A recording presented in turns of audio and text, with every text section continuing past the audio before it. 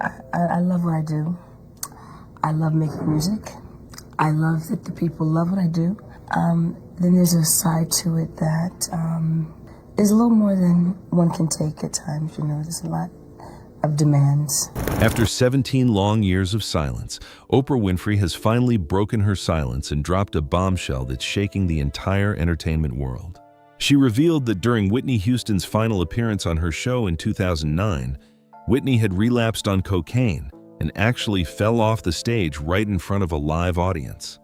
Oprah herself begged everyone there not to leak any photos or videos, fearing it would destroy Whitney forever. But within hours, Whitney's family and longtime bodyguard pushed back hard, insisting she was absolutely not high. So what really happened? And more importantly, where did Whitney go when the cameras stopped rolling and the pain became too much to bear? There are two very special multi-million-dollar homes that hold the darkest secrets of her life. These abandoned properties didn't just witness her greatest successes. They saw her private battles with addiction, her emotional breakdowns, the nights she fought demons no one else could see, and the moments her mother, Whitney Houston, walked in and discovered the terrifying reality of her daughter's struggle. Spray-painted walls covered in glaring evil eyes, family photos with Whitney's face cut out. Those houses remember everything. Today, we're stepping inside these forgotten mansions for the first time in over a decade. Get ready, because what they hold is darker than you ever imagined. Chapter 1. The Alpharetta Mansion, where Whitney Houston's private battles were hidden behind luxury. Before we step deeper into the shadows of Whitney Houston's life, let's begin with one of the most telling places she ever called home, the luxurious Alpharetta Mansion in Georgia. This wasn't just a house, it was a silent witness to her greatest attempts at comeback and her most devastating private collapses. Nestled in the prestigious country club of the South, a gated community known for its exclusivity and security, this charming red brick estate sits on a spacious 0.6-acre cul-de-sac lot. Built in 2001, the 7,734-square-foot home offers a serene and private setting that must have felt like a much-needed escape for Whitney during one of the most turbulent periods of her life. As you approach the property, a graceful circular driveway frames the entrance, leading you to a stunning iron door that hints at the grandeur waiting inside. That grand entryway sets a sophisticated tone the moment you step in. The foyer welcomes you into a world of luxury and comfort, with soaring ceilings and an open flow that makes the entire home feel even more expansive. The bright living room, flooded with natural light from floor-to-ceiling windows, creates a warm and welcoming ambiance. Imagine Whitney standing there in quieter moments, looking out at the lush landscape, trying to find peace amid the chaos of her personal struggles. The soaring ceilings enhance the sense of space, while the tasteful high-end finishes reflect a timeless elegance that Whitney always carried, even when her world was falling apart inside these walls. Adjacent to the living room is a cozy family room, perfect for more intimate gatherings, complete with a fireplace that once offered warmth on cold Georgia nights. It's easy to picture Whitney curled up there with her daughter Bobby Christina during better days, or sitting alone in the dark during the worst ones. The formal dining room provides an exquisite backdrop for dinner parties, with intricate moldings and ample space for a large table. Culinary enthusiasts would love the chef's kitchen, equipped with high-end appliances, ample counter space, and custom cabinetry.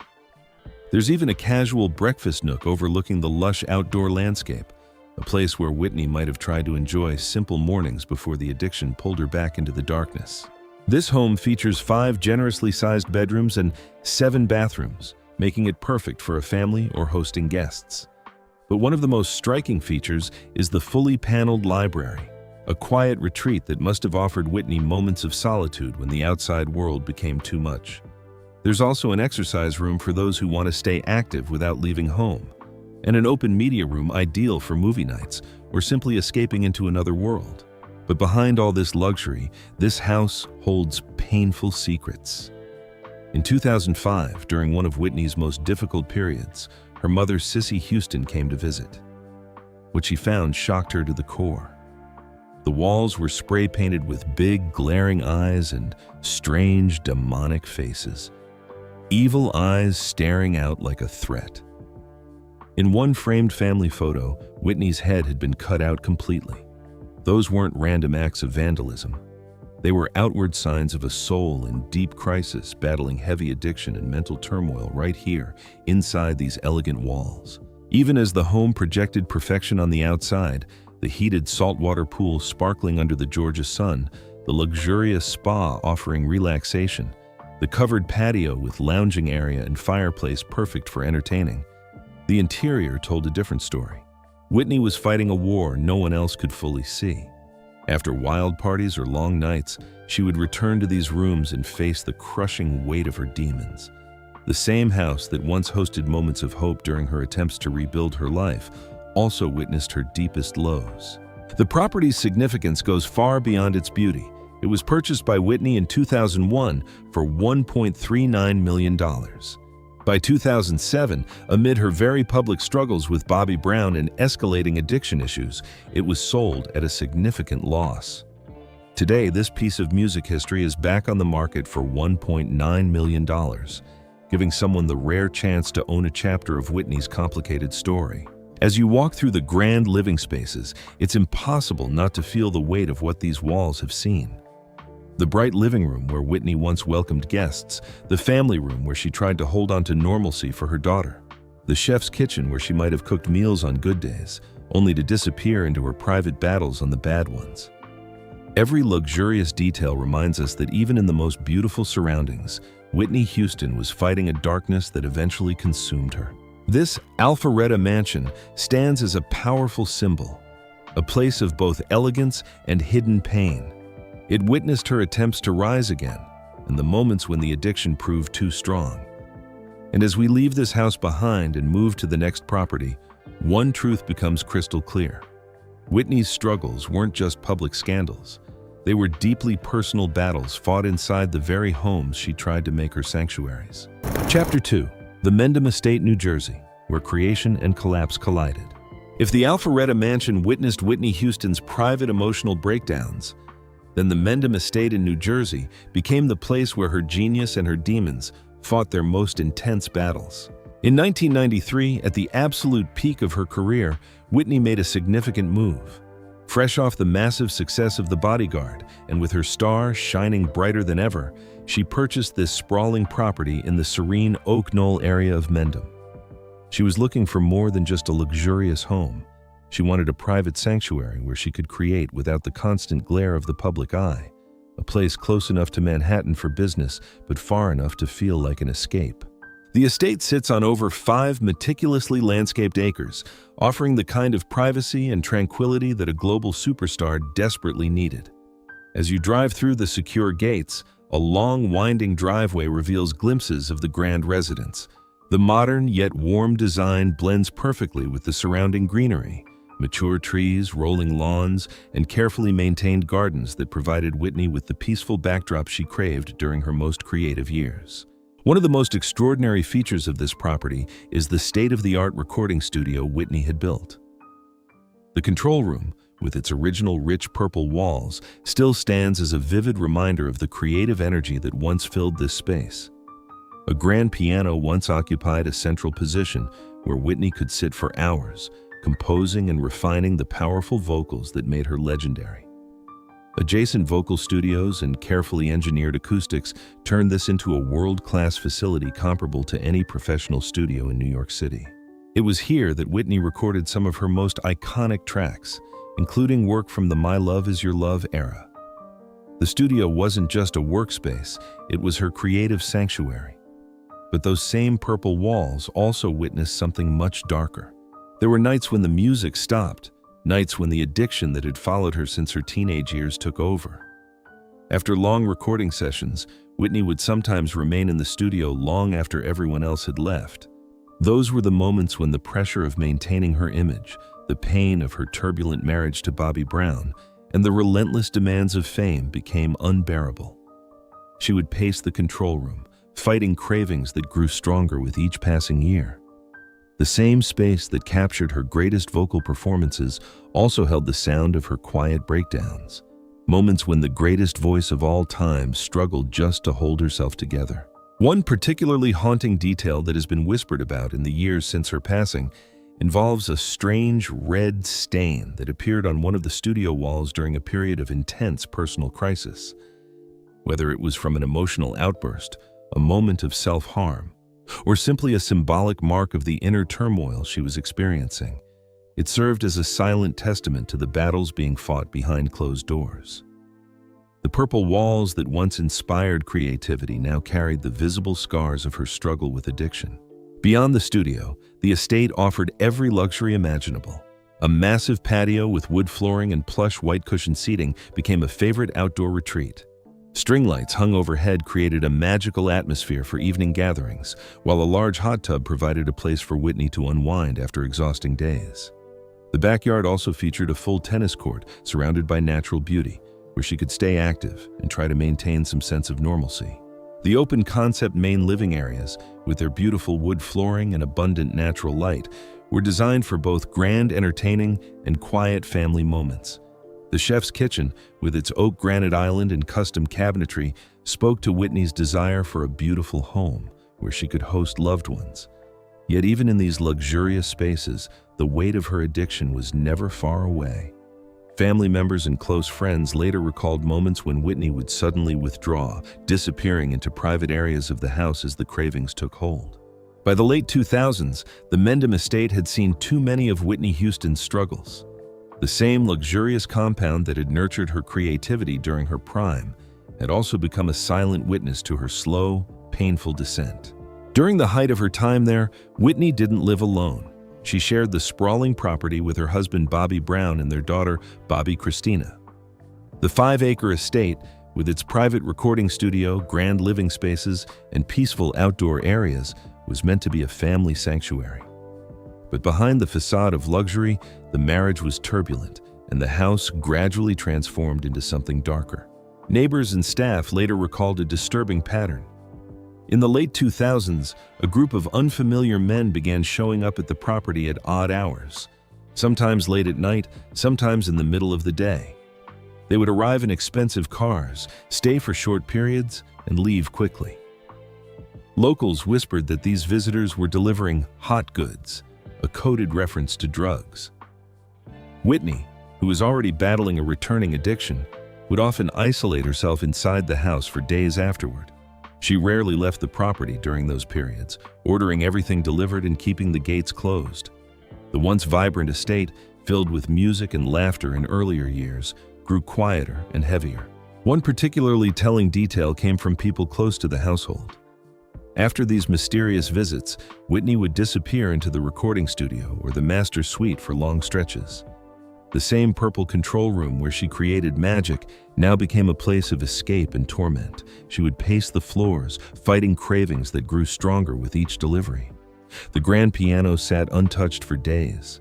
The peaceful patio and hot tub, once places of relaxation, were left empty while Whitney withdrew deeper into her private battle. Family members and close friends who visited during this time saw the change.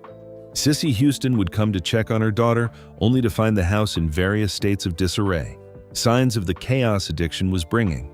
Bobby Brown's presence added to the volatility. Arguments could be heard echoing through the halls. The estate that was supposed to be a creative haven had slowly become a gilded cage where Whitney fought, and often lost, her war against cocaine. By 2010, the toll was undeniable. Whitney made the difficult decision to sell the property. It was listed and eventually sold for $940,000, a significant step down from its original value, reflecting the heavy financial and personal cost of her battles. The buyer at the time reportedly kept many of the original features, including parts of the recording studio, perhaps sensing the historical and emotional weight of the home. Even after she left, the Mendham estate continued to hold on to her story. It had been the backdrop for some of her most creative moments and some of her most private pain. The purple control room, the grand piano, the peaceful patio, every corner carried memories of a woman who gave everything to her art while quietly falling apart behind closed doors. Today, the Mendham estate stands as a poignant reminder of a brilliant artist who created timeless music within its walls, while privately fighting a war against addiction. The Mendham estate wasn't just another luxury home in Whitney Houston's portfolio. It was the place where her genius shone brightest and where her personal demons grew their darkest.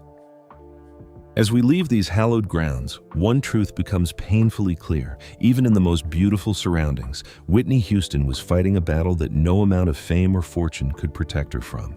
Chapter 3: The Dark Secrets Hidden Within These Walls. If the walls of these two mansions could speak, they would tell stories far darker than any official biography ever revealed. Let's go deeper into the secrets these abandoned properties have kept for over a decade. In the Alpharetta mansion, the most disturbing chapter unfolded in 2005. Sissy Houston arrived for what she thought would be a normal visit with her daughter. Instead, she walked into a house that looked like a nightmare. The walls were covered in spray-painted graffiti, huge glaring eyes and grotesque demonic faces staring back at her. "Evil eyes," she later described. In one family photo, Whitney's head had been violently cut out. These weren't childish drawings. They were outward expressions of a mind tormented by heavy cocaine addiction and deep mental anguish. Imagine walking through the grand living room today, the same room where Whitney once welcomed guests and tried to project strength.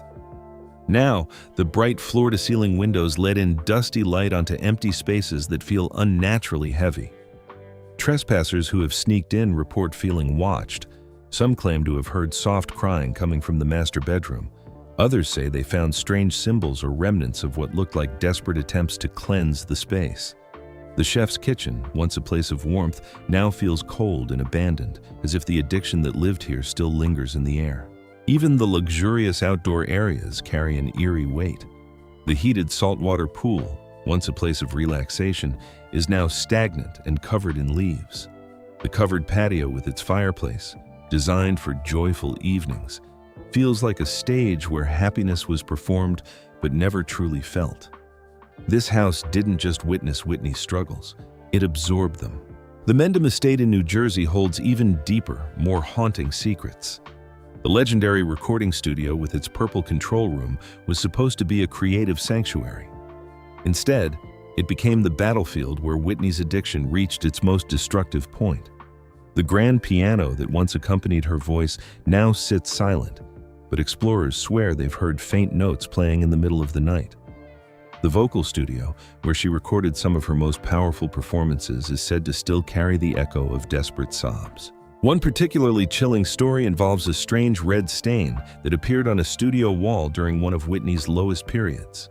Whether it was from an emotional outburst, self-harm, or simply a mark left during a breakdown, it became a permanent symbol of the invisible war she was fighting. The purple walls that once inspired creativity now feel like they're hiding something much darker. Trespassers who have entered the Mendham property report consistent experiences, sudden drops in temperature, feelings of being followed, and whispers that seem to come from the studio complex. Some claim to have seen a shadowy female figure near the control room, a presence that vanishes the moment they get closer. The tennis court, the hot tub, the peaceful patio, all the luxurious outdoor spaces that should bring joy now feel like stages where Whitney tried, and sometimes failed, to escape her demons. These secrets explain why both properties have remained so difficult to sell. Buyers sense something they can't quite explain. Real estate agents quietly admit the homes carry a heavy energy. The combination of Whitney's very public addiction struggles, the visible signs of her mental breakdown, and the tragic losses that followed her death have created an aura that many find too unsettling. Who wants to live in a house where the walls remember such profound pain? And yet, for those brave enough to look closer, these secrets also reveal the full humanity of Whitney Houston. She wasn't just a superstar. She was a woman fighting an illness that preyed on her sensitivity, her fame, and her unresolved trauma. These houses didn't just witness her addiction, they witnessed her courage, her moments of hope, and her desperate attempts to break free. The dark secrets hidden within these walls remind us that behind every legendary voice is a real, complicated human being. Whitney's battle with cocaine wasn't a simple weakness. It was a long, painful war, fought in silence, often right here, in the very places she tried to call home. As we prepare to close this chapter, the question remains, do these houses still hold more than memories? Or has Whitney's spirit finally found peace? Chapter 4. Legacy, Tragedy, and the Haunting Present. Years have passed since Whitney Houston last walked through these doors. Today, Both the Alpharetta mansion in Georgia and the Mendham estate in New Jersey stand as silent monuments to a life that burned brighter than most, yet ended in unimaginable pain. These are no longer just luxury homes. They are haunted witnesses to glory, addiction, and heartbreaking loss. Let's talk about what these properties look like now, more than a decade after Whitney's death. The Alpharetta mansion, once a symbol of Southern elegance in an exclusive gated community, now carries an undeniable air of abandonment. The circular driveway is cracked in places, weeds pushing through the once pristine pavement. The grand iron door remains locked, but curious trespassers have found ways in over the years. Locals and urban explorers who have sneaked onto the property report strange experiences. Some claim to have heard faint, distant screams echoing from the upper floors late at night, cries that sound like a woman in deep emotional distress. Others describe an overwhelming feeling of sadness in the bright living room where Whitney once entertained guests.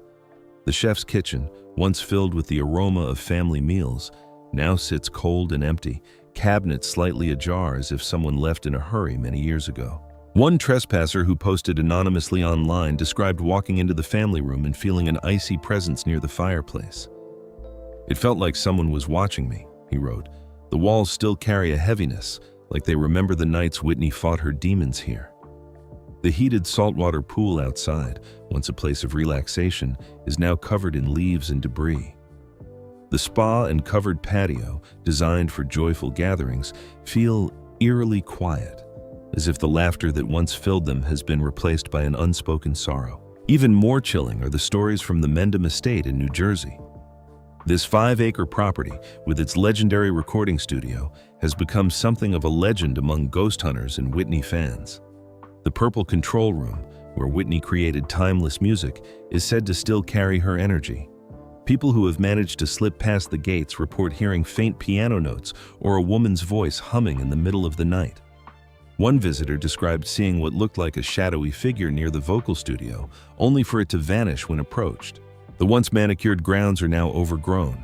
The tennis court is cracked, the hot tub empty and stained. The patio with its string lights and plush seating has become a place where nature has begun to reclaim the space. Yet the house itself feels strangely alive.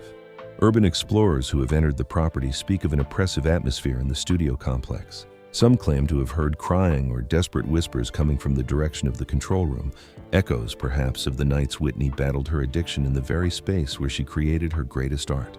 Why have these properties remained unsold or difficult to sell for so long?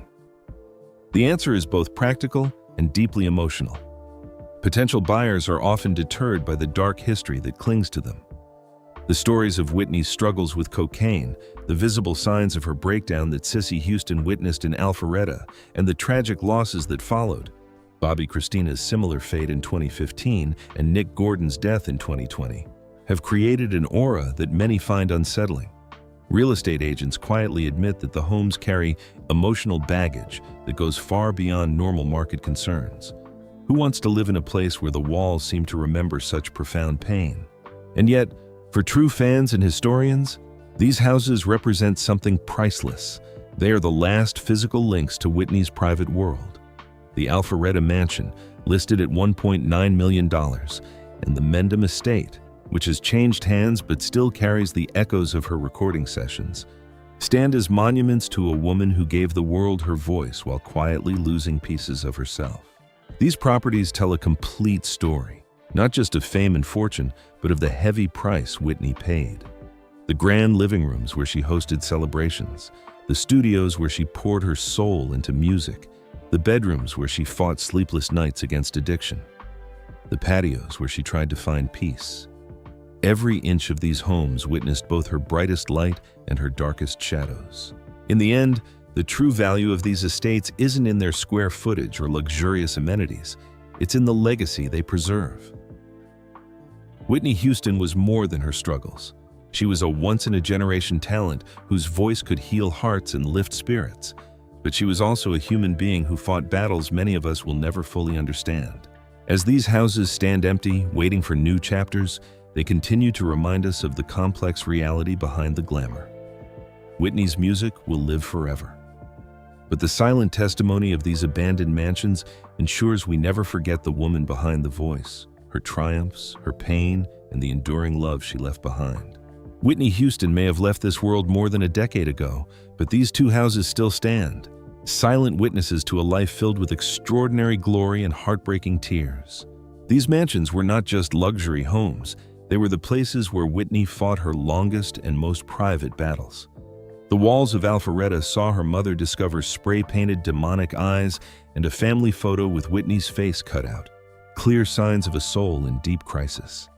The Mendham estate, with its legendary purple studio, heard both her greatest creative moments and her quiet breakdowns as she struggled against the grip of addiction. So here's the question that lingers in the air. Do you believe Whitney's spirit still remains in these houses? Do the faint screams some trespassers claim to hear, the shadowy figures in the studio, and the heavy sadness that visitors feel mean her soul hasn't fully found peace? What do you think about the hidden battle with addiction that defines so much of her life? Share your thoughts in the comments below. If you want more deep, emotional stories about legends and the truths behind the glamour, don't forget to like, share, and subscribe so you never miss what's coming next. Thank you so much for watching. Whitney Houston, the voice, the battle, the legacy will live on forever.